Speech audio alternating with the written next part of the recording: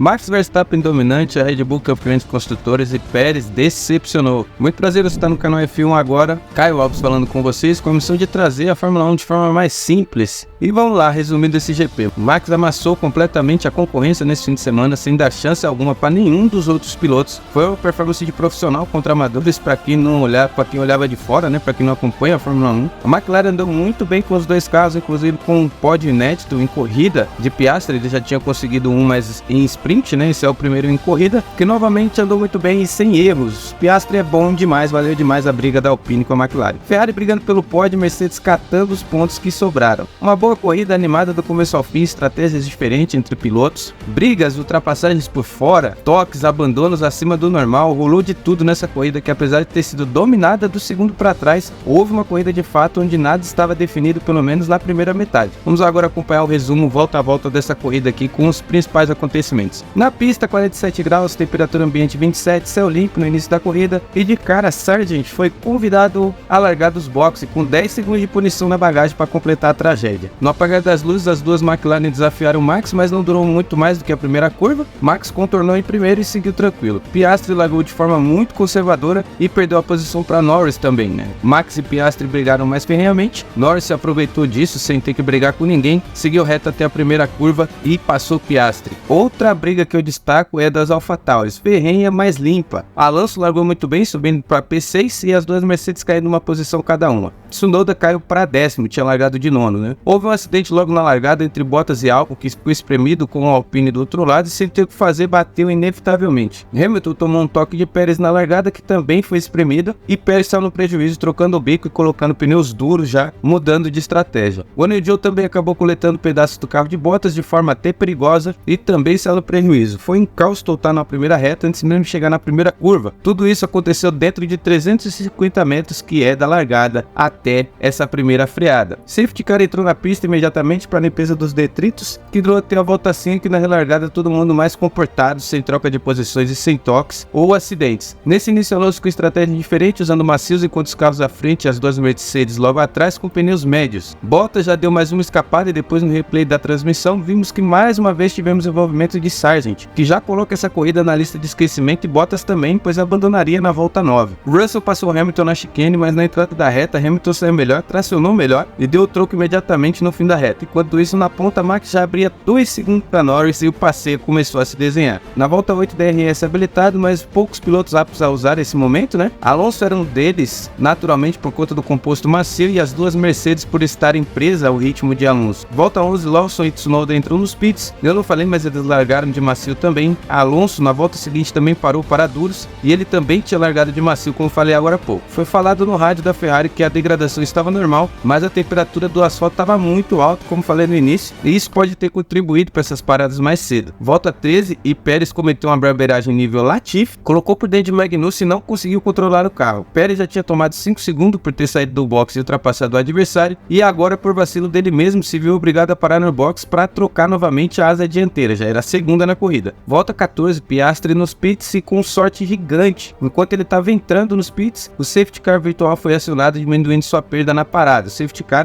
na transmissão pelo menos, não teve um motivo que justificasse o safety car virtual, mas enfim, foi estourado. Na mesma volta, Pérez abandonou a prova, aparentemente sem motivo, mas depois de tantos toques, alguma coisa deve ter quebrado naquele carro, ou a equipe decidiu por ela mesma parar o mexicano. Duelo maluco entre as Mercedes rolando também. Hamilton errou na 9, levou a briga até a entrada dos pits, claramente não estava rendendo o mesmo que Russell, e também acredito que com tantas brigas entre os dois, desde a largada, o melhor era separar os dois neste momento. Hamilton partiria para 2 paradas e Russell para 1. Toto Wolff com certeza estava se contorcendo no hospital onde ele foi operar o joelho nesse fim de semana. Max, Norris e Leclerc também trocaram, e sem novidade, todas as paradas realizadas sem maiores problemas. Volta 20, Max já tinha retomado a ponta, tomando de Russell, que ainda não tinha parado, seguido de Piastri e Norris, invertidas as posições das McLaren antes das paradas. Leclerc e Ocon sem parar ainda, Alonso, Sainz e Hamilton que saíram de duros, todos eles pararam. Alonso mais uma vez brigando com Ocon, e assim como em Singapura levou a pior. Tentou o bote em Ocon, e Sainz, que vinha logo atrás, aproveitou e levou a posição de Alonso, e na reta já atropelou Ocon. Com isso, quem chegou muito rápido foi Hamilton, que vinha virando bem com o jogo de duros. Com a parada prematura de Alonso, que inclusive ele comentou no rádio falando que a equipe jogou ele para os leões, Hamilton passou por fora na 130R, e na reta já passou Ocon também. Stroll abandonou mais uma, a segunda seguida, e o informe de de Mariana Becker na transmissão é que ele teve problemas com a asa traseira. Stroll não é nenhum gênio, sabemos disso, mas ele vem numa maré que não tá conseguindo performar. Na verdade, ele não tá conseguindo andar com esse carro. Russell foi por uma estratégia diferente e para na 24 colocando duros também, saiu logo atrás de Alonso e Ocon. Alonso parou em seguida para colocar duros e Ocon ainda não tinha parado nessa altura. Albon foi informado pela equipe para retirar o carro da corrida porque foi tanta pancada no início que eu acredito que ficou realmente inguiável. Um fato curioso e pouco comum na Fórmula 1 atual, nesse momento já tínhamos 5 abandonos com Bottas, Pérez, Stroll, Sargent e Albon. Outro fato curioso dessa corrida foi que Pérez, 15 voltas atrás do líder, voltou para a pista. Isso era comum antigamente, onde as equipes aproveitavam a corrida para testar algumas coisas ou coletar alguns dados a mais sobre o carro. Volta a 30 e Max com 14 segundos na frente, insanamente na frente, Norris, Piastri fechando o pódio, a 3 segundos das duas Ferraris em estratégia diferente, fazendo sua corrida. E logo depois as duas Mercedes com Hamilton e Russell com pneus mais novos e andando mais que Hamilton. Gasly, Alonso e Tsunoda fechando o top 10. Volta 35 e Leclerc e Hamilton nos pits para a segunda parada, os dois saídos de duros com 18 para o fim e era para ir até o final da corrida. Piastri também entrou e foi de duro novamente. Importante essa troca porque a briga dele era contra as Ferraris. Leclerc já tinha parado e consequentemente vinha mais rápido. Norris entrou logo na volta seguinte e deu bom. Ele voltou atrás de Russell e Sainz, que ainda não tinham parado nesse momento. Verstappen com 30 segundos à frente de Sainz depois dessa rodada, ele estava de médios e entrou para colocar duros. Tudo ok na parada, Max entrou e saiu na frente de todos. Ele entrou, simplesmente tinha 30 segundos de vantagem e saiu na frente do pelotão. Norris com pneus novos já encostou em Russell e passou de passagem. Russell sofreria muito mais até o fim da corrida. 15 para o fim, Sainz parou e voltou atrás de Hamilton e à frente de Alonso. Na 41, Russell jogou duro para não ser ultrapassado por Piastri, ele ficaria na pista e quem chegou foi Leclerc. Piastri passou por fora o Russell e despachou imediatamente 1.3 segundos em dois setores. E Leclerc atrás, tirando mais de um segundo por volta de Russell. Nesse ponto ficou meio que evidente que não funcionaria essa estratégia, né? A pista estava realmente consumindo muito pneus e a cada volta que passava o cliff, né, o abismo de performance, vinha se aproximando. Inclusive Hamilton vinha chegando na briga e Sainz andando mais do que Hamilton atrás dele. Isso tudo faltando 10 voltas para o final. Na 45, Leclerc passa por Russell e mais uma manobra linda demais, dura, limpa e disputada, e com toda essa briga a distância de Hamilton diminuiu de 4 segundos para 2.2 e na volta 48 quem chegou para brigar foi Sainz, faltando 5 para o final. Na 49, Russell recebe um rádio pedindo para inverter as posições. Isso acontece no final da reta. O problema é que Russell ficou praticamente indefeso contra Sainz. E o rádio do Hamilton entrou novamente já avisando que Hamilton teria que dar o DRS para Russell. Mas foi meio que inútil. Hamilton deu esse DRS para Russell, mas a essa altura Russell já não tinha mais pneu para competir com a Ferrari de Sainz, que passou de passagem. Sainz inclusive entrou no rádio falando que a Mercedes estava usando o mesmo truque que ele usou em Singapura para manter o carro dentro do DRS para se defender. Mas enfim, aqui não funcionou. Última volta e a coisa ainda estava quente entre os dois. Sainz com um pneu de 4 voltas mais novo do que Hamilton e com um carro muito melhor do que a Mercedes, né? O carro da Mercedes não é bom de curvas de média alta e alta velocidades, que são características da pista de Suzuka, né? Com isso a bandeirada e a classificação final ficou Verstappen completamente dominante em outro planeta, outra galáxia, Norris e Piastri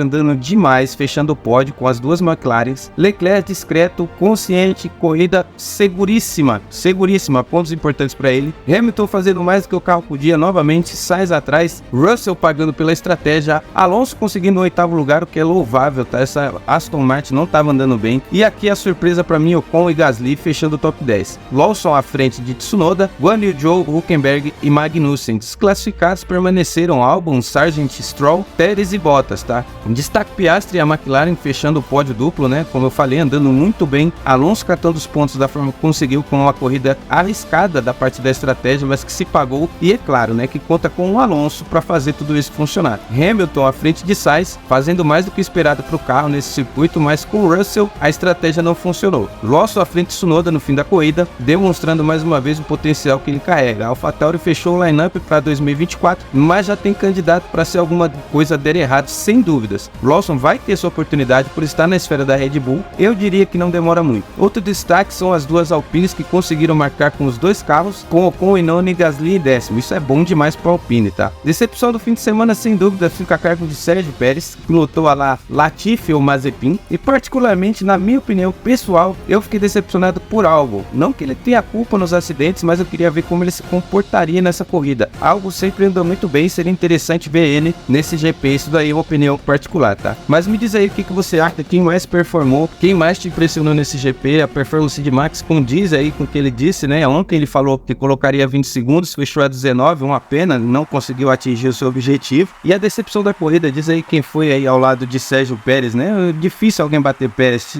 Ou seria ele ou seria Sargent, mas Sargent, enfim, um estreante num carro ruim. E Pérez não, Pérez ao contrário, né? No melhor carro do grid. Espero que você tenha curtido, tamo junto, forte abraço, até o próximo vídeo.